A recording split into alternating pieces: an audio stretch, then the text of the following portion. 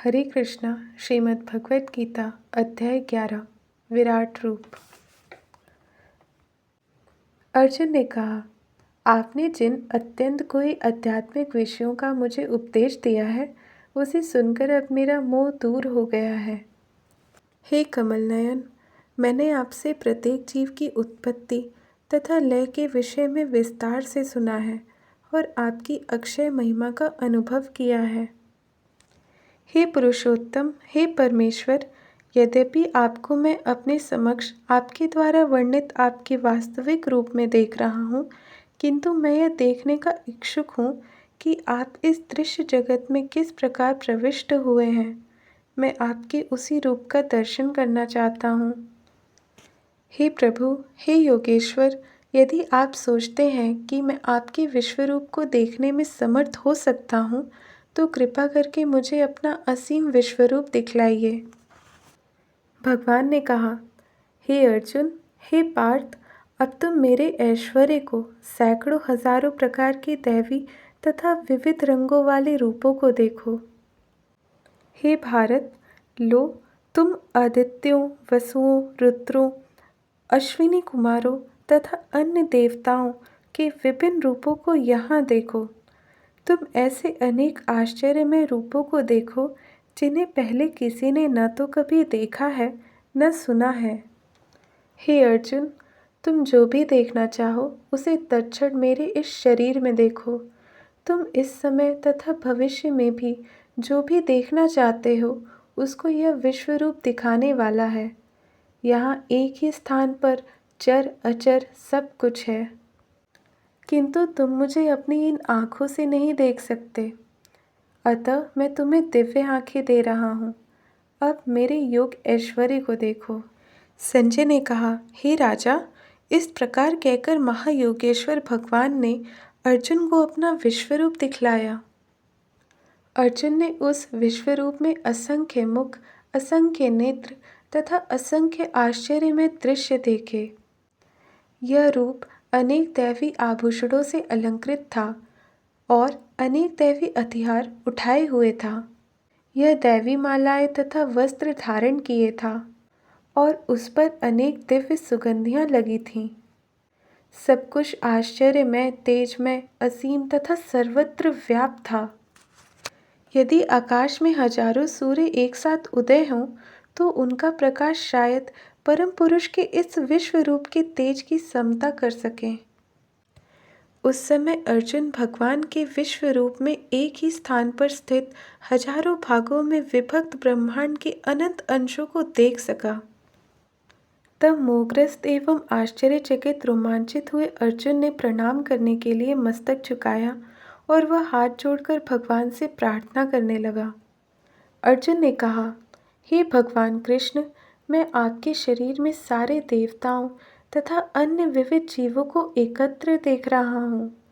मैं कमल पर आसीन ब्रह्मा, शिवजी तथा समस्त ऋषियों एवं दिव्य सर्पों को देख रहा हूँ। हे विश्वेश्वर, हे विश्वरूप, मैं आपके शरीर में अनेकानेक हाथ, पेट, मुख तथा आँखें देख रहा हूँ जो सर्वत्र फैले हैं और जिनका अंत नहीं है। आप में न अंत दिखता है, न मध्य और न आदि। आपके रूप को उसके चकाचौंध तेज के कारण देख पाना कठिन है, क्योंकि वह प्रज्वलित अग्नि की भांति अथवा सूर्य के अपार प्रकाश की भांति चारों ओर फैल रहा है।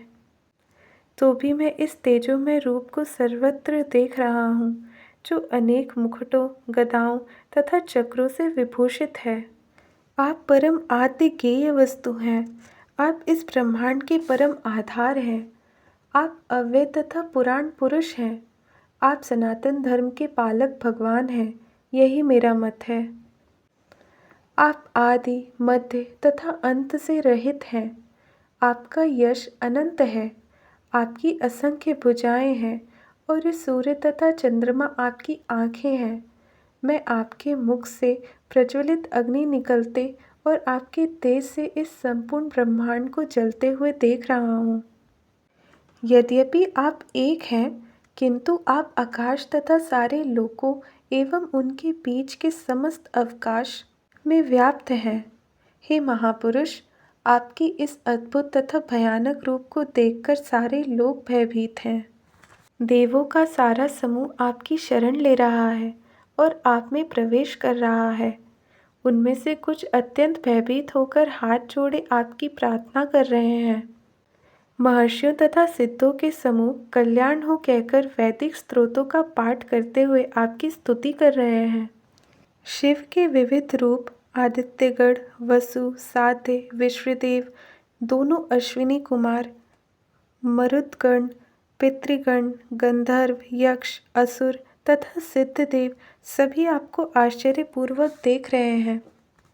हे महाबाहु, आपके इस अनेकानेक मुख, नेत्र, बाहु, जंघा, पांव, पेट तथा भयानक दांतों वाले विराट रूप को देखकर देवतागण सहित सभी लोग अत्यंत विचलित हैं और उन्हीं की तरह मैं भी हूँ। हे सर्वव्यापी विष्णु, नाना ज्योतिर्मय रंगों से युक्त आपको आकाश का स्पर्श करते, मुख फैलाए तथा बड़ी बड़ी चमकती आंखें निकालते देखकर भय से मेरा मन विचलित है। मैं न तो धैर्य धारण कर पा रहा हूँ, न मानसिक संतुलन ही कर पा रहा हूँ। हे देवेश, हे जगन्निवास, आप मुझ पर प्रसन्न हों। मैं इस प्रकार से आपके प्रलय अग्नि स्वरूप मुखों को तथा विराल दांतों को देखकर अपना संतुलन नहीं रख पा रहा। मैं सब ओर से मोहग्रस्त हो रहा हूँ। धृतराष्ट्र के सारे पुत्र अपने समस्त सहायक राजाओं सहित तथा भीष्म, द्रोण, कर्ण एवं हमारे प्रमुख योद्धा भी आपके विकराल मुख में प्रवेश कर रहे हैं। उनमें से कुछ के शिरों को तो मैं आपके दांतों के बीच चूर्णित हुआ देख रहा हूँ। जिस प्रकार नदियों की अनेक तरंगें समुद्र में प्रवेश करती हैं, उसी प्रकार ये समस्त महान योद्धा भी आपके प्रज्वलित मुखों में प्रवेश कर रहे हैं। मैं समस्त लोगों को पूर्ण वेग से आपके मुख में उसी प्रकार प्रविष्ट होते देख रहा हूँ, जिस प्रकार पतंगे अपने विनाश के लिए प्रज्वलित अग्नि में कूद पड़ते हैं। हे विष्णु, मैं देखता हूँ कि आप अपने प्रज्वलित मुखों से सभी दिशाओं के लोगों को निगले जा रहे हैं। आप सारे ब्रह्मांड को अपने तेज से आपूरित करके अपनी विकराल झुलसाती किरणों सहित प्रकट हो रहे हैं। हे देवेश, कृपा करके मुझे बतलाइए कि इतने उग्र रूप में आप कौन हैं। मैं आपको नमस्कार करता हूँ, कृपा करके मुझ पर प्रसन्न हो। आप आदि भगवान हैं। मैं आपको जानना चाहता हूँ, क्योंकि मैं नहीं जान पा रहा हूँ कि आपका प्रयोजन क्या है। भगवान ने कहा, समस्त जगतों को विनष्ट करने वाला काल मैं हूँ और मैं यहाँ समस्त लोगों का विनाश करने के लिए आया हूँ। तुम्हारे सिवा दोनों पक्षों के सारे योद्धा मारे जाएंगे। अतः उठो, लड़ने के लिए तैयार हो और यश अर्जित करो। अपने शत्रुओं को जीतकर संपन्न राज का भोग करो। ये सब मेरे द्वारा पहले ही मारे जा चुके हैं और हे सव्यसाची, तुम तो युद्ध में केवल निमित्त मात्र हो सकते हो। द्रोण, भीष्म, जयद्रथ, कर्ण तथा अन्य महान योद्धा पहले ही मेरे द्वारा मारे जा चुके हैं। अतः तुम उनका वध करो और तनिक भी विचलित ना हो। तुम केवल युद्ध करो, युद्ध में तुम अपने शत्रुओं को परास्त करोगे। संजय ने धृतराष्ट्र से कहा, हे राजा, भगवान के मुख से इन वचनों को सुनकर कांपते हुए अर्जुन ने हाथ जोड़कर उन्हें बारंबार नमस्कार किया। फिर उसने भयभीत होकर अवरुद्ध स्वर में कृष्ण से इस प्रकार कहा। अर्जुन ने कहा, हे ऋषिकेश, आपके नाम के श्रवण से संसार हर्षित होता है और सभी लोग आपके प्रति अनुरक्त होते हैं। यद्यपि सिद्ध पुरुष आपको नमस्कार करते हैं, किंतु असुरगण भयभीत हैं और इधर उधर भाग रहे हैं। यह ठीक ही हुआ है। हे महात्मा, आप ब्रह्मा से भी बढ़कर हैं।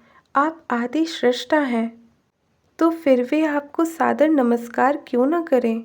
हे अनंत, हे देवेश, हे जगन्निवास, आप परम स्रोत, अक्षर, कारणों के कारण तथा इस भौतिक जगत से परे हैं। आप आदि देव, सनातन पुरुष तथा इस दृश्य जगत के परम आश्रय हैं। आप सब कुछ जानने वाले हैं और आप ही वह सब कुछ हैं जो जानने योग्य है। आप भौतिक गुणों से परे परम आश्रय हैं। हे अनंत रूप, यह संपूर्ण दृश्य जगत आपसे व्याप्त है। आप वायु हैं तथा परम नियंता भी हैं। आप अग्नि हैं, जल हैं तथा चंद्रमा हैं। आप आदि जीव ब्रह्मा हैं और आप पर पितामह हैं। अतः आपको 1000 बार नमस्कार है और पुनः पुनः नमस्कार है। आपको आगे पीछे तथा चारों ओर से नमस्कार है। हे असीम शक्ति, आप अनंत पराक्रम के स्वामी हैं। आप सर्वव्यापी हैं, अतः आप सब कुछ हैं। आपको अपना मित्र मानते हुए मैंने हठपूर्वक आपको हे कृष्ण, हे यादव, हे सखा जैसे संबोधनों से पुकारा है, क्योंकि आपकी महिमा को नहीं जानता था। मैंने मूर्खतावश या प्रेमवश जो कुछ भी किया है, कृपया उसके लिए मुझे क्षमा कर दें। यही नहीं, मैंने कई बार आराम करते समय एक साथ लेटे हुए या साथ साथ खाते या बैठे हुए, कभी अकेले तो कभी अनेक मित्रों के समक्ष आपका अनादर किया है। हे अच्युत, मेरे इस समस्त अपराधों को क्षमा करें। आप इस चर तथा अचर संपूर्ण दृश्य जगत के जनक हैं। आप परम पूज्य महान आध्यात्मिक गुरु हैं। न तो कोई आपके तुल्य है, न ही कोई आपके समान हो सकता है। हे अतुल शक्ति वाले प्रभु, भला तीनों लोकों में आपसे बढ़कर कोई कैसे हो सकता है। आप प्रत्येक जीव द्वारा पूज्य भगवान हैं। अतः मैं गिरकर सादर प्रणाम करता हूँ और आपकी कृपा की याचना करता हूँ। जिस प्रकार पिता अपने पुत्र की ढिठाई सहन करता है या मित्र अपने मित्र की घृष्टता सहन कर लेता है या प्रिय अपनी प्रिया का अपराध सहन कर लेता है, उसी प्रकार आप कृपा करके मेरी त्रुटियों को सहन कर लें। पहले कभी न देखे गए आपके इस विराट रूप का दर्शन करके मैं पुलकित हो रहा हूँ, किंतु साथ ही मेरा मन भयभीत हो रहा है। अतः आप मुझ पर कृपा करें और हे देवेश, हे जगन्निवास, अपना पुरुषोत्तम भगवत स्वरूप पुनः दिखाएं। हे विराट रूप, हे सहस्त्रभुज भगवान, मैं आपके मुकुटधारी चतुर्भुज रूप का दर्शन करना चाहता हूँ, जिसमें आप अपने चारों हाथों में शंख, चक्र, गदा तथा पद्म धारण किए हुए हों। मैं उसी रूप को देखने की इच्छा करता हूँ। भगवान ने कहा, हे अर्जुन, मैंने प्रसन्न होकर अपनी अंतरंगा शक्ति के बल पर तुम्हें इस संसार में अपने इस परम विश्वरूप का दर्शन कराया है। इसके पूर्व अन्य किसी ने इस असीम तथा तेजमय आदि रूप को कभी नहीं देखा था। हे कुरुश्रेष्ठ, तुमसे पूर्व मेरे इस विश्वरूप को किसी ने नहीं देखा, क्योंकि मैं न तो वेदाध्ययन के द्वारा, न यज्ञ, दान, पुण्य या कठिन तपस्या के द्वारा इस रूप में इस संसार में देखा जा सकता हूँ। तुम मेरे इस भयानक रूप को देखकर अत्यंत विचलित एवं मोहित हो गए हो। अब इसे समाप्त करता हूँ। हे मेरे भक्त, तुम समस्त चिंताओं से पुनः मुक्त हो जाओ। तुम शांत चित्त से अब अपना इच्छित रूप देख सकते हो। संजय ने धृतराष्ट्र से कहा। अर्जुन से इस प्रकार कहने के बाद भगवान कृष्ण ने अपना असली चतुर्भुज रूप प्रकट किया और अंत में 2 भुजाओं वाला अपना रूप प्रदर्शित करके भयभीत अर्जुन को धैर्य बंधाया। जब अर्जुन ने कृष्ण को उनके आदि रूप में देखा तो कहा, हे जनार्दन, आपके इस अतीव सुंदर मानवीय रूप को देखकर मैं अब स्थिरचित्त हूँ और मैंने अपनी प्राकृत अवस्था प्राप्त कर ली है।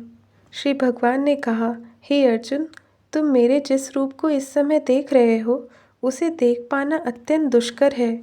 यहाँ तक कि देवता भी इस अत्यंत प्रिय रूप को देखने के लिए ताक में रहते हैं।